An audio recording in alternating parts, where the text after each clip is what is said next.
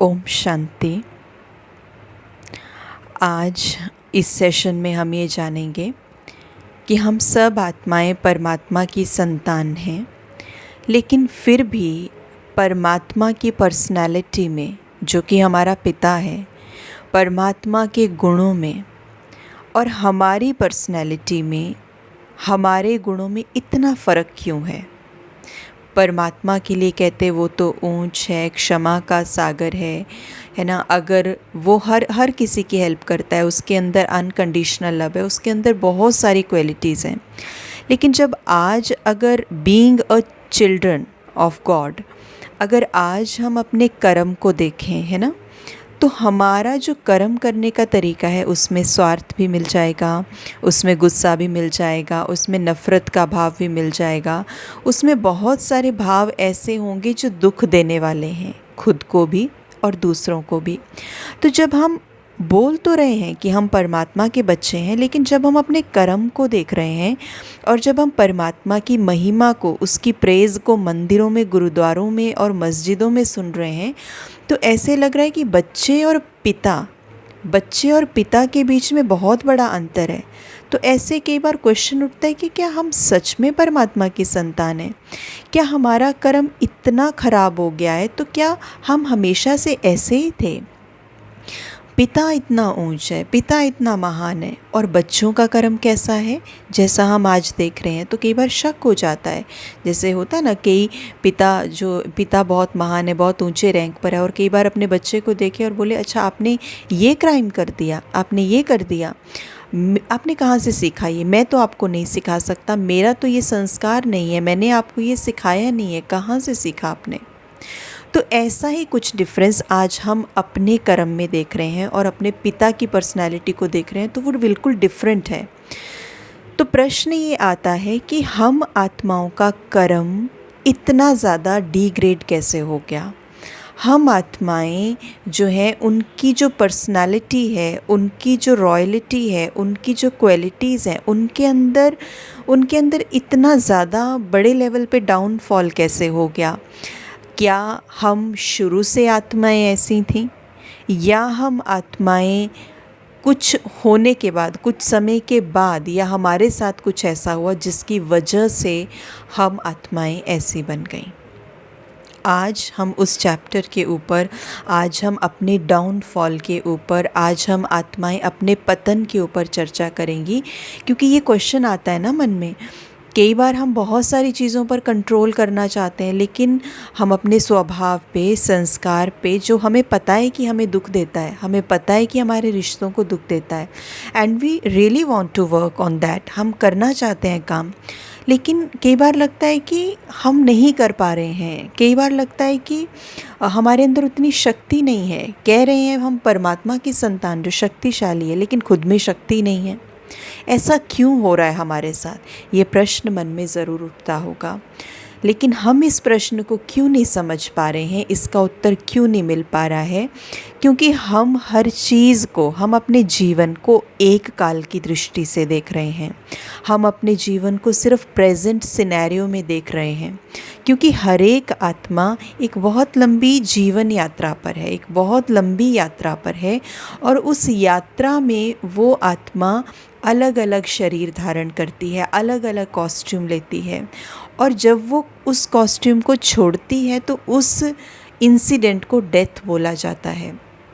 उस कॉस्ट्यूम को छोड़ना माना इस कॉस्ट्यूम की डेथ होगी, और जैसे ही वो डेथ होती है उस कॉस्ट्यूम की, उस शरीर की, और आत्मा जैसे ही उससे निकलती है, तो आत्मा जैसे ही दूसरे जिसे कहेंगे गर्भ में प्रवेश करती है, फिर धीरे धीरे वो जो कॉस्ट्यूम है उसके साथ बड़ी होती है, तो आत्मा अपने पुराने जीवन की सारी स्मृतियों को भूल जाती है।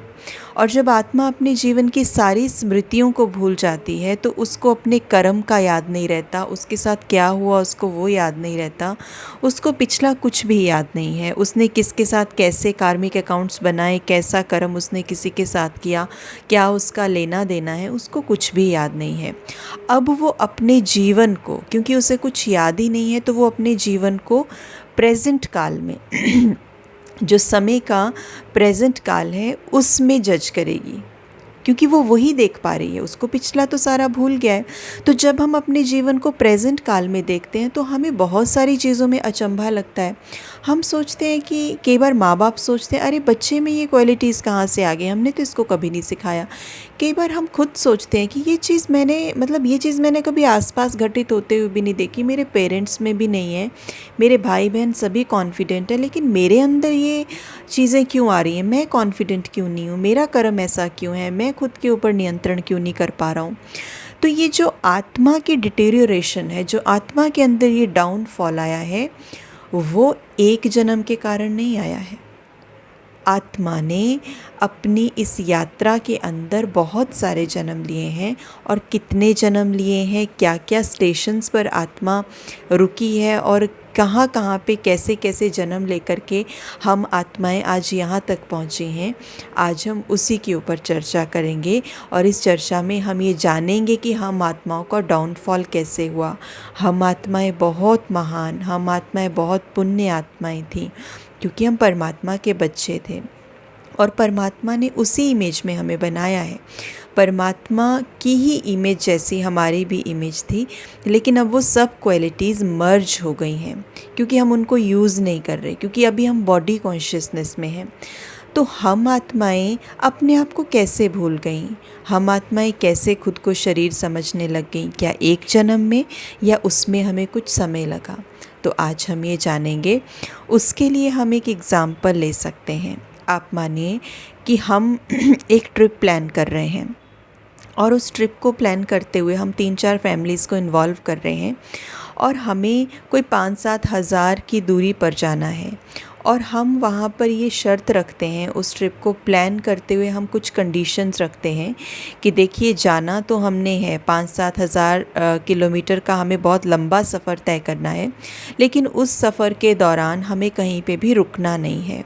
उस सफ़र के दौरान जो है हमें हाथ मुँह ये कुछ नहीं, हाथ मुँह नहीं धोने, नहाना धोना नहीं है, कुछ नहीं करना है, और हमें भूखे ही जाना है। हमारी जो यात्रा है, हमने यहाँ पे जो खाना है आप खा लो, उसके बाद आपको कुछ नहीं मिलेगा, उसके बाद हमने भूखे ही जाना है। जहाँ पे भी हम रुकेंगे, जब 7,000 किलोमीटर का सफ़र तय हो जाएगा, उसके बाद ही हम खाना पीना करेंगे, हाथ मुँह धोएंगे, रेस्ट भी हम तभी करेंगे, हम बीच में नहीं रुकेंगे। राइट। तो ये जो यात्रा है ये ऑब्वियसली टफ़ होने वाली है, क्योंकि हम बीच में रुकेंगे नहीं, हम बीच में खाना पीना कुछ नहीं करेंगे, हम बीच में फ़्रेश नहीं होएंगे, तो ये यात्रा टफ़ होने वाली है। तो जब हम इस यात्रा पर निकलेंगे उस फैमिली के साथ, तो हम बहुत पहले तो हम कंफर्टेबल होंगे, क्योंकि अभी हमने खाना भी खाया है, अभी हम नींद भी अच्छी लेके उठे हैं, हमने सारी चीज़ें अच्छे से की हैं, हम वेल ड्रेस अप हैं, हमने नहाया धोया है अच्छे से, हम फ्रेश फील कर रहे हैं, हम खुश हैं सभी। जब हम इस यात्रा पर चलेंगे तो वी आर वेरी हैप्पी। लेकिन जैसे जैसे इस यात्रा में कुछ समय हमें हो जाएगा, कुछ समय हम बिता देंगे, तो वो कुछ एक पल बड़े अच्छे जाएंगे।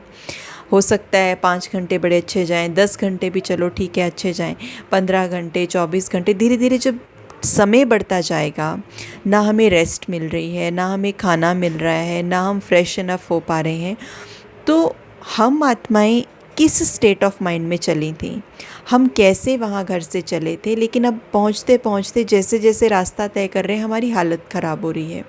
अभी एक दूसरे पे गुस्सा भी आएगा, फ्रस्ट्रेशन भी निकलेगी, भूख भी लग रही है, थकावट भी हो रही है, हो सकता है रास्ते में कुछ हर्डल्स आ रहे हैं, उनको भी फेस करना पड़ रहा है, तो हमारी हालत ख़राब होने लगेगी। हमारे कपड़े बिल्कुल ख़राब हो जाएंगे, बिल्कुल धूल मिट्टी से भर जाएंगे, हम पूरी तरह से मेंटली भी डिस्टर्ब हो जाएंगे, इतने समय से बैठे हुए हैं फिज़िकली भी डिस्टर्ब हो जाएंगे, और बहुत सारी चीज़ों में इरिटेशन, फ्रस्ट्रेशन, और हो सकता है वो जो ट्रिप है वो बिल्कुल ही at the end of the day वो बिल्कुल ही एक ऐसे मोड पे ख़त्म हो जहाँ पे हमारी सबके साथ लड़ाई हो जाए, हमारा सबके साथ झगड़ा हो जाए, क्योंकि we are very frustrated right now, क्योंकि हमने ना बीच में कहीं पे भी रेस्ट किया है, हमने ना ही हमने बीच में कुछ खाना खाया है, और हम जैसे थे हम वैसे ही चले हुए हैं। तो जैसे ये ट्रिप है, और इस ट्रिप में जब हम शुरुआत में चले थे तो वी वर वेरी फ्रेश, लेकिन जब हम एंड तक पहुंचते आए तो हमारी हालत ख़राब हो गई, हम थक गए, और हम मेंटली भी प्रॉब्लम में हैं, हम उसको महसूस कर पा रहे हैं। तो उसी तरह से आत्मा उसी तरह से आत्मा के जीवन की, आत्मा की भी एक ट्रिप है, आत्मा की भी एक ट्रिप है। और उस ट्रिप के दौरान जब आत्मा शुरुआत में अपने घर से निकलती है तो वो फ्रेश फील करती है, कुछ समय तक वो फ्रेश फील करती है। लेकिन जैसे जैसे वो इस यात्रा पर आगे बढ़ती जाती है और उसको हर्डल्स आते हैं, वो थकती है, वो बॉडी कॉन्शियसनेस में आती है, तो उसके जीवन में उसकी जो यात्रा है वो पेनफुल होने लगती है, उसमें थकावट आ जाती है, उसमें डाउनफॉल हो जाता है, उसमें उसकी क्वालिटीज़ रिड्यूस होने लग जाती हैं, उसकी खुशी कम हो जाती है, अशांति बढ़ जाती है। तो ये आत्मा के जीवन की कहानी है जो अभी हम डिस्कस करेंगे। अगर हमने अभी पीछे कुछ सेशन पहले हमने 3 लोकों का एक चित्र डिस्कस किया था, उसमें हमने देखा था कि आत्माएं परम धाम से आती हैं, और आत्माएं जब परम धाम से आती हैं और नीचे आके पार्ट प्ले करती हैं, कॉस्ट्यूम लेती हैं, ये शरीर लेती हैं, तो शरीर लेने के बाद आत्माएं संबंध में आती हैं, कार्मिक अकाउंट बनाती हैं एक दूसरे के साथ। और जब कार्मिक अकाउंट बनाती हैं और फिर उसके बाद जब शरीर छोड़ती हैं, अपना कॉस्ट्यूम छोड़ती हैं, तो दोबारा फिर से परम धाम में नहीं जाती। रीज़न, क्योंकि अभी कार्मिक अकाउंट हमने बनाया है, किसी के साथ अच्छा किया, किसी के साथ बुरा किया है, तो वो चुकाने के लिए मुझे अगले जन्म में भी उनके कांटेक्ट में, संबंध संपर्क में आना है। मैं बिना अकाउंट अपना सेटल किए ऊपर जाके नहीं बैठ सकती हूँ। तो ये प्रक्रिया कब तक चलती है? जब तक कि सारी की सारी आत्माएं नीचे ना आ जाएं। और जब सारी आत्माएं नीचे आ जाएंगी तो जब परम धाम खाली हो जाएगा, फिर यहाँ से आत्माएं जाने शुरू करेंगी। वो कौन सा समय है, कैसा समय है, that we will discuss in later, हम बाद में उसको डिस्कस करेंगे। लेकिन जब पूरी आत्माएं परम धाम से आ जाती हैं, सारी की सारी, और परम धाम खाली हो जाता है, उसके बाद सृष्टि लोक से वापस आत्माएं परम धाम में जाना शुरू करती हैं। तो यहाँ पे जो हमने देखा कि एक बार जो घर से निकल गया है ना, तो वो तो यात्रा पर है। तो जब वो उस यात्रा पे है तो उस यात्रा के दौरान शुरुआती पीरियड तो उसका बहुत अच्छा जाता है, लेकिन धीरे धीरे ग्रेजुअली वो आत्मा थक जाती है, वो आत्मा डाउनफॉल में आ जाती है। लेकिन आज हमें क्या पता है, हमें पुरानी तो जर्नी याद नहीं है। आज तो हम अपने आप को प्रेजेंट काल से देख रहे हैं। आज हम ये देख रहे हैं, अच्छा प्रेजेंटली मेरे साथ क्या हो रहा है। तो प्रेजेंटली हम अपनी सिचुएशन को देख रहे हैं, तो हम सोच रहे हैं अच्छा हम परमात्मा के बच्चे हैं, लेकिन फिर भी हम ऐसे हैं।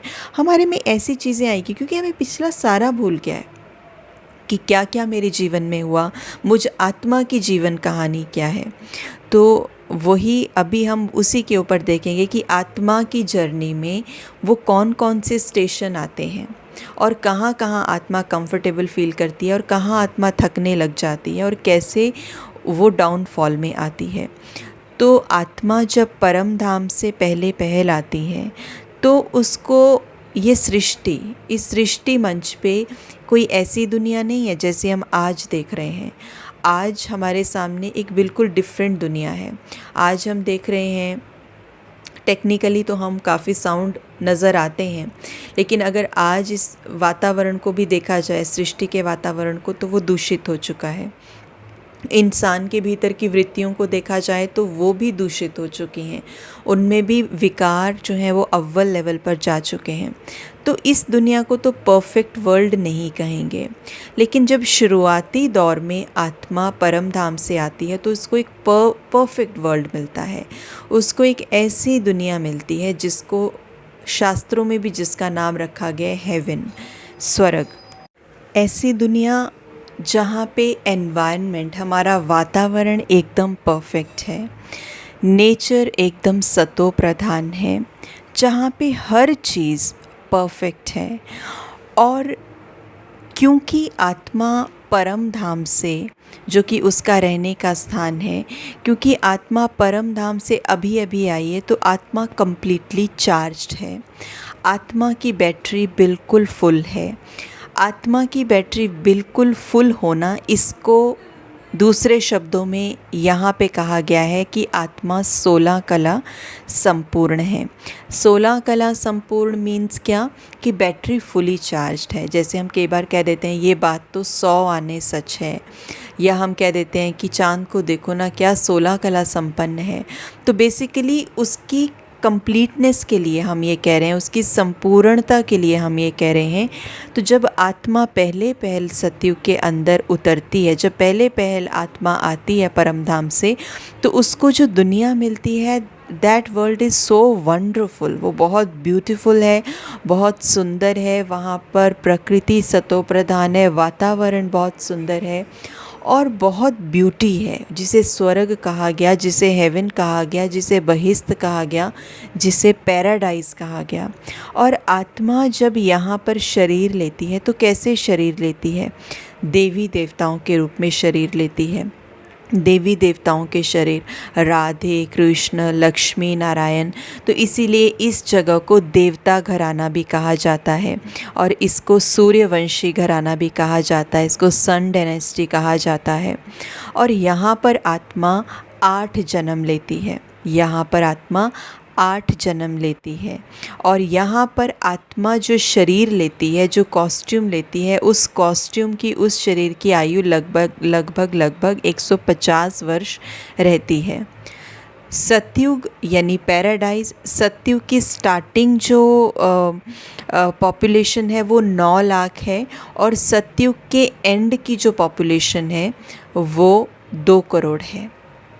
सतयुग, गोल्डन एज उसको नाम दिया गया, गोल्डन एज। यहाँ जो रहने का, यानी कि यहाँ पर हर एक तरह से भरपूरता है। जो रहने के लिए हैं, महल बने हैं और महल जो कि सोने के महल हैं और उनमें बहुत सुंदर सुंदर रत्न जड़ित वो महल हैं, बहुत जिसे कहेंगे कि वैल्यूएबल चीज़ें हैं वहाँ पर।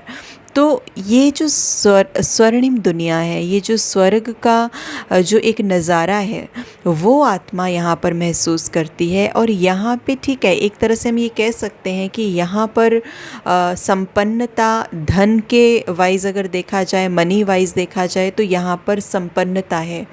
यहाँ पर जिसे कहेंगे कि एक्सट्रीमली, जैसे गहने हैं या सोना है, यहाँ पर बहुत सारे हीरे जवाहरात रत्न हैं। वातावरण की अगर हम बात करें तो वातावरण भी बहुत सुंदर है, हर तरह की मॉनिटरी वाइज भी बहुत ज़्यादा संपन्नता है, बहुत साउंड है यहाँ पे। और अगर दूसरे टर्म्स में देखा जाए तो एनवायरनमेंट भी, प्रकृति भी सतो प्रधान है। लेकिन यहाँ की सबसे बड़ी विशेषता जो इस जगह को विशेष बनाती है वो है यहाँ पर आत्माओं की वृत्ति एकदम प्योर है। क्योंकि आत्मा अभी अभी अपने घर से आई है, अभी अभी अपने पिता के पास से आई है, तो वो आत्मा अपने ओरिजिनल स्वरूप में स्थित है। सतयुग में किसी भी प्रकार की हिंसा नहीं है। यहाँ कहेंगे आदि सनातन देवी देवता धर्म। आदि सनातन देवी देवता धर्म माना जो सत्यता का धर्म है, जिस धर्म में सबके प्रति कल्याण है, ऐसा धर्म जिसके अंदर आत्मा अपने ओरिजिनल स्वरूप में स्थित है। आत्मा अपनी ओरिजिनल क्वालिटीज़ को ही रिफ्लेक्ट कर रही है, सुख, शांति, प्यार, पवित्रता, ज्ञान, आनंद। तो आत्मा अपनी ओरिजिनल क्वालिटीज़ को ही यहाँ पर रिफ्लेक्ट कर रही है। यहाँ पर आत्मा अपने ओरिजिनल स्वरूप में स्थित है और इतने सुंदर शरीर लेने के बावजूद भी हम आत्माओं को ये स्मृति है कि मैं आत्मा अलग हूँ और ये शरीर अलग है, ये स्मृति है।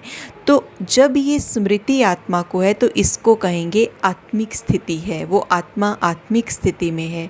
या हम इसको दूसरे शब्दों में कहेंगे कि आत्मा सोल कॉन्शियसनेस स्थिति में है, यानी आत्मा को ये कॉन्शियसनेस है कि वो सोल है। उसको ये डिफरेंस पता है कि मैं अलग हूँ और ये शरीर रूपी कपड़े अलग हैं। जैसे आज हम क्या कहते हैं कि ये मेरे कपड़े हैं ना, ये अलग हैं, लेकिन मैं अलग हूँ। तो जितना हमें ये क्लैरिटी है उतना वहाँ पर आत्माओं को ये क्लैरिटी है कि मैं आत्मा अलग हूँ और ये शरीर रूपी कपड़े अलग हैं। और क्योंकि ये डिटैचमेंट है और क्योंकि ये सोल कॉन्शियसनेस की स्थिति है, आत्मा को क्योंकि अपना स्वधर्म याद है, उसे याद है कि मैं कौन हूँ, इसीलिए यहाँ पर सुख का राज्य है।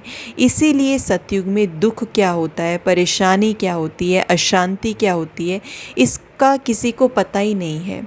इसीलिए सतयुग के लिए कहा गया है कि एक धर्म है, एक राज्य है, सत्यता है। धर्म क्या है? एक ही धर्म है, who am I am a soul. एक ही धर्म के ऊपर चल रहा है कि मैं आत्मा हूँ, इसी धर्म के ऊपर यहाँ पे राज्य चल रहा है। किसी के अंदर किसी भी तरह की जो है वो ऐसा नहीं कि ये बड़ा है ये छोटा है, इक्वलिटी है, कम्प्लीटली इक्वलिटी है, कोई भी तरह का विकार नहीं है, कोई भी वाइसेस वहाँ पर नहीं है। उसके बाद हर एक युग जो है, जो हम अभी युग डिस्कस करने वाले हैं, जैसे सतयुग हमने अभी डिस्कस किया, तो आत्मा की जो यात्रा है ना, आत्मा जिस जर्नी पे है उस जर्नी का जो पहला स्टॉप है वो सतयुग है। और सतयुग की आयु जो है वो 1250 वर्ष तक सतयुग चलेगा। अब धीरे धीरे जो है, धीरे धीरे हम नीचे आते हैं। जैसे जब आप ये चित्र जैसे आप देख भी रहे होंगे, इसको सीढ़ी के रूप में दिखाया है ना, ये एक स्टेयर के रूप में है, लैडर के रूप में दिखाया गया है इसको। तो जैसे ही सतयुग कंप्लीट होता है तो अगला युग जो शुरू होता है नीचे, वो कौन सा युग है? त्रेता युग। और त्रेता युग भी 1250 वर्ष का है।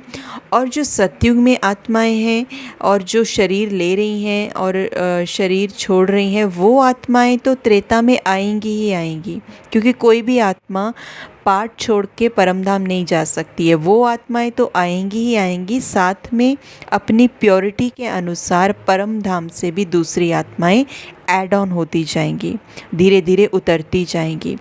तो अब क्या हुआ कि परम धाम में जो आत्माएं स्टेबल बैठी हुई थी, ठीक है, अब वो आत्माएं यूज़ हो रही हैं। अब वो एनर्जी, अब वो ऊर्जा शरीर जब ले रही है, जब सतयुग में शरीर लिए, तो जब उसने शरीर लिया तो अब वो एक्ट तो करेगी ना आत्मा, इस शरीर द्वारा कुछ काम तो करेगी ना, चाहे पॉजिटिव ही कर रही है, चाहे हमने अच्छा ही किया सतयुग में, सब कुछ हमने कुछ भी बुरा नहीं किया, लेकिन फिर भी वो ऊर्जा यूज़ तो हुई है। इसीलिए जब त्रेता युग आ जाता है तो 16 कला नहीं लेकिन 14 कलाएँ हो जाती हैं, 2 कलाएँ कम हो जाती हैं। सतयुग में 16 कलाएँ थी, यानी बैटरी 100% चार्ज, लेकिन अब त्रेता युग में थोड़ी सी बैटरी कम हो गई, यानी कि अभी मान लो 80% बैटरी हो गई, तो 14 कलाएँ। और यहाँ पर आत्मा जन्म कितने लेती है? 12 जन्म। और इस घराने को क्या बोला जाता है? क्षत्रिय घराना। यहाँ पर आत्मा किस तरह के शरीर लेती है? श्री राम, श्री सीता, इस तरह के शरीर आत्मा लेती है। इसको सिल्वर एज भी कहा जाता है और इसको मून डायनेस्टी भी कहा जाता है। चंद्रवंशी माना मून डायनेस्टी भी इसको कहा जाता है। और त्रेता के एंड तक जो पॉपुलेशन होती है वो 33 करोड़ हो जाती है। तो 33 करोड़ किसका गायन है? देवी देवताओं का गायन है। अब आप देखें, इसको एक एग्ज़ाम्पल से समझा जा सकता है। जैसे हम एक फ़ोन है, हम उसको चार्ज करते हैं, वो 100% चार्जिंग पे होता है। जब तक वो चार्जर हमने लगाया हुआ है, स्विच में उसका प्लग है ना, तब तक तो वो चार्ज हो रहा है। उसमें ऐसा नहीं है कि चार्जिंग कम हो जाएगी, है ना। ये जो चार्जर हमारा लगा हुआ है प्लग से और हमारा फ़ोन चार्जर के साथ लगा हुआ है और हमने स्विच ऑन किया हुआ है, ये वो वाली स्थिति है परम धाम वाली। यानी यहाँ पर आत्मा चार्जिंग स्टेट पे है, यहाँ पर आत्मा चार्ज्ड है। लेकिन अब हमने चार्जर को फ़ोन से अलग कर लिया और अब हम इम्पॉर्टेंट कॉल्स ही अटेंड कर रहे हैं। हम उसको वेस्ट नहीं कर रहे, हम उस पर गेम्स नहीं खेल रहे, हम उस पर फालतू में इंटरनेट नहीं चला रहे। लेकिन अब हमें कोई ज़रूरी कॉल आ रही है, क्योंकि फ़ोन का तो काम ही क्या है, अब कॉल तो उठाएंगे, कोई इंपॉर्टेंट मैसेज है, कुछ मीटिंग है, वो तो हम देखेंगे। तो इसलिए अब हम ज़रूरी काम के लिए या कॉल के लिए या इम्पॉर्टेंट मीटिंग के लिए फ़ोन उठा रहे हैं। लेकिन चाहे वो अच्छा ही काम है या ज़रूरी काम है, लेकिन फिर भी क्योंकि मैंने चार्जिंग से हटा लिया है अभी उसको, तो वो एनर्जी तो जा रही है ना। तो उसी तरह से सतयुग और त्रेता युग की जो स्थिति है, माना सतयुग में आत्मा फुली चार्ज्ड थी, अभी अभी तो परमधाम से आई थी, लेकिन वो एनर्जी जो परमधाम से आई है वो पॉजिटिवली ही यूज़ हुई है। वो आत्मा अच्छा कर्म ही कर रही है, लेकिन अच्छा कर्म भी किया तो आत्मा नहीं ना, तो वो एनर्जी हल्की सी उसमें फ़र्क तो आया, 16 कला से 14 कला, यानी 100% से 80% पे तो आत्मा आएगी आएगी, क्योंकि थोड़ा सा जिसे कहेंगे कि एक हल्का सा कट ज़रूर लगेगा, क्योंकि अब आत्मा ने अपने आप को एक्सप्रेस करने शुरू कर दिया, थॉट्स क्रिएट करने शुरू कर दिए, कर्म करने शुरू कर दिया, तो इसीलिए वो 19-21 का फ़र्क आएगा। लेकिन अगर हम ये कहें कि त्रेता युग में क्या दुख होने शुरू हो गया था, नहीं, बिल्कुल भी नहीं। त्रेता युग में हम ये कह सकते हैं कि अगर सतयुग में 100% सुख था तो त्रेता युग में 90% सुख था, मतलब उतना ज़्यादा जिसे मतलब, पर दुख की यहाँ पे अनुभूति नहीं है। दुख क्या होता है, परेशानी क्या होती है, अशांति क्या होती है, इरिटेशन तक भी क्या होती है, पता ही नहीं है यहाँ पे आत्माओं को। रीज़न क्या है? सतयुग और त्रेता युग, ये दोनों युग ऐसे युग हैं जहाँ पर सिर्फ़ और सिर्फ आत्मा सुख की अनुभूति कर रही है। दुख क्या है इन दोनों युगों में पता नहीं है। और इसका सबसे बड़ा रीज़न क्या है, क्यों आत्मा को नहीं पता है? क्योंकि आत्मा यहाँ आत्मिक स्थिति में है। हम आत्माओं को ये स्मृति है कि मैं आत्मा अलग और ये शरीर अलग है। आत्मा सोल कॉन्शियसनेस स्टेज में है यहाँ पे, इसीलिए जो है आत्मा को किसी भी तरह का पेन, मेंटल पेन या किसी भी तरीके का कोई दुख, दर्द, परेशानी नहीं है। अब 8 जन्म सतयुग में लिए और 12 जन्म त्रेता युग में लिए, टोटल हो गए 20 जन्म। अब आत्मा 20 बार शरीर के कांटेक्ट में आई है ना। और जो त्रेता से में और भी आत्माएं उतरी हैं वो भी कांटेक्ट में आ रही हैं, शरीर के कांटेक्ट में आ रही हैं। अब क्या हो रहा है, आत्मा शरीर ले रही है, शरीर छोड़ रही है, शरीर ले रही है, शरीर छोड़ रही है। अब इस वजह से क्या हो रहा है कि आत्मा की जो अटैचमेंट है वो धीरे धीरे शरीर के साथ बढ़ती जा रही है। अब वो धीरे धीरे शरीर की तरफ लगाव और शरीर की तरफ झुकाव क्रिएट हो रहा है। अब त्रेता के अंत समय और जो अगला युग शुरू होने वाला है, दैट इज़ द्वापर युग। द्वापर युग, द्वापर यानी कि अब 2 रास्ते। अभी तक तो सतयुग के अंदर और त्रेता के अंदर एक ही धर्म था। एक धर्म कौन सा? एक ही रास्ता था, मैं आत्मा हूँ, यही था, ये क्लियर था, मैं आत्मा हूँ, एक ही रास्ता। लेकिन अब द्वापर जैसे ही स्टार्ट हुआ तो हम आत्माओं के अंदर ये बिलीफ बैठने लगा, क्योंकि अटैचमेंट होने लगी, बार बार शरीर ले रहे हैं, शरीर छोड़ रहे हैं, तो ये अटैचमेंट शरीर के साथ हो रही है। तो ये लगने लगा, क्या मैं शरीर हूँ या मैं आत्मा हूँ? ये कॉन्फ्लिक्शन आने लगा। धीरे धीरे धीरे धीरे बॉडी कॉन्शियसनेस हम होने लगे, देह भान आने लगा और हम खुद को शरीर समझने लगे। जब हम आत्माएं, क्योंकि द्वापर के स्टार्टिंग तक हर एक आत्मा खुद को भूल चुकी है कि मैं ओरिजिनली कौन हूँ, हम आत्माएं खुद को शरीर समझने हमने शुरू कर दिया है कि मैं आत्मा शरीर ही हूँ। तो जब हम आत्माओं ने खुद को शरीर समझने शुरू कर दिया तो उस समय पर हमें दुख होने लगा, परेशानी आने लगी, अशांति होने लगी, विकार जो हैं वो हमारे जीवन में आने लगे। हमने जब मृत्यु को देखा तो हमें लगा कि इनको क्या हो गया, ये तो हमसे बिछड़ के चले गए, हम तो ख़त्म हो गए, जीवन ही ख़त्म हो गया। तो एक मृत्यु का भय आ गया, काम, क्रोध, लोभ, मोह, अहंकार, क्योंकि हमने जब खुद को शरीर समझा तो लालच भी आया, लोभ भी हुआ, मोह भी हुआ, अटैचमेंट भी हुई। तो ये सारे विकारों ने जैसे हमें जकड़ लिया, और जब इन सब विकारों ने हमको जकड़ लिया तो हमें दुख होने लगा, हम अशांत होने लगे, हम परेशान होने लगे, और आत्मा की जो एनर्जीज़ हैं या आत्मा की जो शक्तियाँ हैं वो बहुत बड़े लेवल पे डिग्रेड होने शुरू हो गई। अभी सतयुग में देखें तो 16 कलाएँ थीं, त्रेता में देखें तो 14 कलाएँ थीं, लेकिन अगर द्वापर में हम देखें तो 8 कलाएँ रह गईं। 8 कलाएँ, कितना बड़ा कट लगा। क्यों? क्योंकि अब हमने उस फ़ोन का, जो हम एग्ज़ाम्पल ले रहे थे, अब हमने उस फ़ोन पे हमारी बुद्धि मलिन जब हो गई तो हमने उस फ़ोन में गेम्स फालतू के खेलना शुरू कर दिए, हमने यूज़लेस इंटरनेट चलाने शुरू कर दिए, हमने उसका वेस्ट में यूज़ करना शुरू कर दिया, तो बैटरी जल्दी जल्दी ख़त्म हो गई। तो इसीलिए जब आत्मा खुद को भूल गई तो उसके अंदर की जो चार्जिंग है, पॉजिटिविटी की जो सकारात्मकता जो है वो डिग्रेड होने शुरू हो गई, और यहाँ पर आत्मा 21 जन्म लेती है। सतयुग में 8, त्रेता में 12 और द्वापर में 21 जन्म। सतयुग 1250 साल का, त्रेता 1250 साल का और द्वापर युग भी 1250 साल का। अब जब आत्मा को दुख होने लगा, जब हम परेशान होने लगे, तो हमें याद किसकी आई? परमात्मा की। इसीलिए जब स्टार्टिंग में जो मंदिर हमने बनाए, जो सबसे पहला मंदिर बनाया, सोमनाथ का जो मंदिर बनाया, तो सोमनाथ के मंदिर में कोई भी शरीरधारी को, किसी भी बॉडी को स्थापित नहीं किया गया। वहाँ पे स्थापित किया गया शिवलिंग, क्योंकि अभी भी ज़्यादा समय नहीं हुआ था। हम आत्माएं द्वापर में डिग्रेड तो होने शुरू हो गई थी, खुद को तो भूल गई थी, लेकिन फिर भी कहीं ना कहीं ये स्मृति थी कि परमात्मा शरीर के जैसा नहीं है। खुद को हमने शरीर समझने शुरू कर दिया, लेकिन परमात्मा के लिए कहीं ना कहीं ये बिलीफ सिस्टम अंदर था कि परमात्मा शरीर के जैसा नहीं है, परमात्मा निराकार है। इसीलिए हमने शिवलिंग स्थापन किए। फिर बाद में 12 ज्योतिर्लिंग, जो सबसे पुराने हैं, वो स्थापन किए, जिनको शिवलिंग या 12 ज्योतिर्लिंग बोलते हैं, वो भी स्थापन किए। तो वहाँ पे भी हमने किसी भी देहधारी को स्थापन नहीं किया।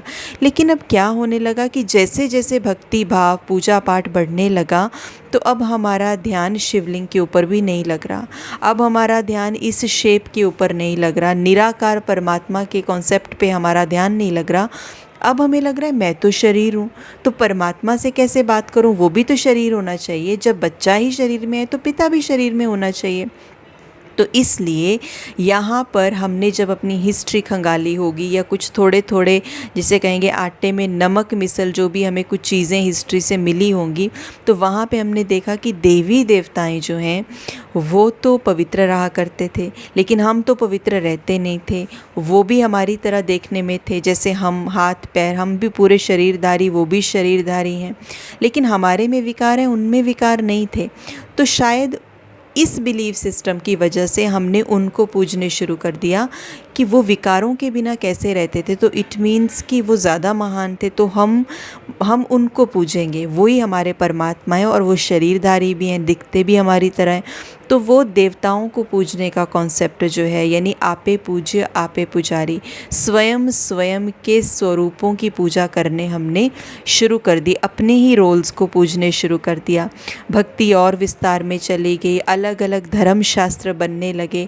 हम सब खुद को भूल चुके थे कि हम कौन हैं, लेकिन अलग अलग धर्म शास्त्र बन रहे हैं। कोई कह रहा है परमात्मा ये है, कोई कह रहा है परमात्मा वो है, सब अलग अलग धर्म शास्त्र बनने लगे। लेकिन फिर भी हम आत्माओं की डिग्रेडेशन होती रही, हम धीरे धीरे और नीचे उतरते आए, मूर्ति पूजन होता रहा। अब धीरे धीरे जब और नीचे आते गए तो एक अगला युग शुरू हो गया, चौथा स्टेशन, चौथा स्टॉप आ गया कलयुग। और कलयुग एक ऐसा समय जहाँ पे कोई भी कला नहीं है, क्योंकि हमने विकारों का यूज़ करने बंद नहीं किया। अब द्वापर में विकार क्यों आए? क्योंकि हमने खुद को शरीर समझ लिया। यही सबसे बड़ा कारण हुआ हमारे डिग्रेड होने का, सबसे बड़ा रीज़न बॉडी कॉन्शियसनेस में आना। और बॉडी कॉन्शियसनेस को हमने कलयुग में भी नहीं छोड़ा। तो इसीलिए जब ये बॉडी कॉन्शियसनेस को कलयुग में भी नहीं छोड़ा, तो अब कलाहीन हो गए। अब कोई भी गुण जो हमारे भीतर हम देखते हैं वो टेम्परेरी हो गया। टेम्परेरी, जैसे हम ये बोल सकते हैं कि अगर हमें कोई 1000 ऑफ़र करे कि आप रख लो ना, हम बोलेंगे नहीं नहीं, वी आर वेरी ऑनेस्ट। अगर हमें कोई 10,000 दे तो हम बोलेंगे नहीं, हम तो ऑनेस्ट हैं। कोई अगर 2 लाख दे तो थोड़ा मन हिलेगा। अगर कोई 2 करोड़ के लिए ऑफ़र करे, फिर 20 करोड़ के लिए ऑफ़र करे, फिर 400 करोड़ के लिए ऑफ़र करे, तो हो सकता है हमारी ऑनेस्टी डगमगा जाए। तो कलाहीन मतलब कोई भी कला, कोई भी गुण हमारे अंदर परमानेंट नहीं रहा, कंडीशन बेस्ड हो गया सब कुछ। और हम आत्माएं और ज़्यादा डिस्चार्ज हो गई, हम आत्माओं की बैटरी और ज़्यादा, जिसे कहेंगे ब्लिंकिंग पे पहुंच रही है, ब्लिंक कर रही है। तो ये वो समय है, ये वो समय है जहाँ पर हम आज खड़े हैं। और आज हम आत्माएं यहाँ पर खड़े होके कम्प्लीटली थक चुके हैं, अशांत हो गए हैं, परेशान हो गए हैं, क्योंकि अभी हम एक तरह से कहें कि आत्मा भूखी प्यासी है। किस चीज़ की भूखी प्यासी है? अपने घर से निकले हुए कितना समय हो गया उसको, वो सकारात्मकता, वो शक्तियाँ, वो दिव्य गुण, आत्मा का जो भोजन है वो आत्मा को नहीं मिल रहा है। इसलिए आत्मा भूखी है, प्यासी है, रेस्टलेस है। कब से चली हुई है? परम धाम से। जो ट्रिप का हमने एग्जाम्पल लिया अभी शुरू में, तो हम आत्माएं भी परम धाम से, घर से कब से चली हुई हैं। नो रेस्ट, जन्म के बाद जन्म, दूसरा जन्म, तीसरा जन्म, चौथा जन्म, और इतनी सारी चीज़ों को, इतने कार्मिक अकाउंट्स बनाए, उनको सेटल कर रहे हैं। विकारों में हम आत्माएं हैं। हम पे कितना, जिसे कहेंगे कि देह भान की कितनी मिट्टी लग गई है इस सफ़र के दौरान। वहाँ सफ़र में हमें मिट्टी लग गई थी, वहाँ उस ट्रिप में हम बिल्कुल गंदे हो गए थे, मैले कुचैले हो गए थे, बिल्कुल फ्रेश नहीं थे। यहाँ पर भी हम आत्माओं के साथ बॉडी कॉन्शियसनेस की, विकारों की डर्ट लग गई है, मिट्टी लग गई है। इसीलिए we are not fresh enough, हम फ्रेश हैं ही नहीं। तो इसीलिए जो इसे कहेंगे कि कलयुग जो है, यहाँ पर आत्मा कलाहीन हो गई है। अब यहाँ पर हमने गुरुओं को, शरीरों को, 5 तत्वों को, पेड़ पौधे, पत्थर जो भी ओवल शेप में हमें मिले, हमने उनको पूजना शुरू कर दिया, मूर्ति पूजन करने शुरू कर दिया। क्योंकि अब हमारा ध्यान बिल्कुल नहीं लग रहा है। अब हमें लग रहा है कि चलते फिरते भी कोई मिल जाए जो हमसे परफेक्ट है, हम उनको परमात्मा की उपाधि दे दें। तो इतना भक्ति का विस्तार होने के बाद भी अगर आप इस चित्र में देखें तो आप देखिए किस किस तरह के कार्य हो रहे हैं, कि कोई किसी को मार रहा है, कोई किसी के साथ कैसा व्यवहार कर रहा है, कोई किसी के साथ कैसा व्यवहार कर रहा है। तो ये सारी चीज़ें, हम आत्माएं डिग्रेड हो गई, हमारे कर्म के ऊपर जैसे कंट्रोल ही नहीं रहा, क्योंकि हम आत्माएं थक गई हैं, हम अंदर से शक्तिहीन हो गई हैं। लेकिन आज हम खुद को प्रेजेंट काल से देख रहे हैं, हम देख रहे हैं सिर्फ इस जीवन की बात, इस जन्म की बात। पिछली यात्रा तो भूल ही गई है ना। तो इसीलिए आप देखें यहाँ पे इस चित्र में दिखाया है साधु समाज, दिखाया शांति सम्मेलन, लेकिन यहाँ पे दिखाया है कि कैसे एक भिखारी जैसा हमारा जीवन हो गया, कि कैसे कटोरा लेके हम बैठे हुए हैं और एक मृत्यु शैया के ऊपर बैठे हुए हैं, कांटे लगे हुए हैं उसके ऊपर। कितना भ्रष्टाचार है, कितने वाइसेस आ गए हैं, और आत्मा कितनी डिग्रेड हो गई है, आत्मा कितनी तमो प्रधान बन गई है। तो ये था कि कैसे हम आत्माएं डाउनफॉल में आती हैं, कैसे हम आत्माओं का पतन होता है। हम आत्माएं जो इतनी महान थीं, परमात्मा की संतान हम आत्माएं हैं, तो क्या हम शुरू से ऐसी थी? नहीं, हम शुरू से ऐसी नहीं थी। लेकिन हम आत्माएं ग्रेजुअली, समय के साथ साथ, धीरे धीरे धीरे धीरे जब खुद को भूल गईं, तब हम पतित बन गईं, तब हम इम्प्योर बन गईं। लेकिन परमात्मा को तो पता है ना कि हमने कैसे रोल्स प्ले किए हैं। हम आत्माएं वही आत्माएं हैं जिन्होंने सतयुग में देवी देवताओं के रोल प्ले किए हैं। इसलिए यही वो समय है जब परमात्मा स्वयं आकर के हम आत्माओं को, हमें हमारे रोल से रूबरू कराता है, हमें हमारे असली अस्तित्व से आके रूबरू कराता है, और फिर हमें बताता है कि अब हमें क्या करना है। अब हमें हर तरीके से एम्पावर करता है। तो वो सब कैसे होता है, कार्मिक फ़िलॉसफ़ी क्या है, परमात्मा आकर कैसे क्या ज्ञान देते हैं, ये चीज़ें कैसे होती हैं, हमारे साथ जो आज हो रहा है वो क्यों हो रहा है, ये सब डिटेल में इसके सेकंड पार्ट में हम ये जानेंगे। कि ये भी क्वेश्चन आता है ना कई बार कि हमारे साथ ऐसा क्यों हो रहा है, उसको भी हम इसके बाद एक सेकंड पार्ट में हम डिस्कस करेंगे, जिससे हमें कार्मिक फ़िलॉसफ़ी की थ्योरी जो है वो काफ़ी क्लियर होगी। आज के लिए इतना ही। ओम शांति।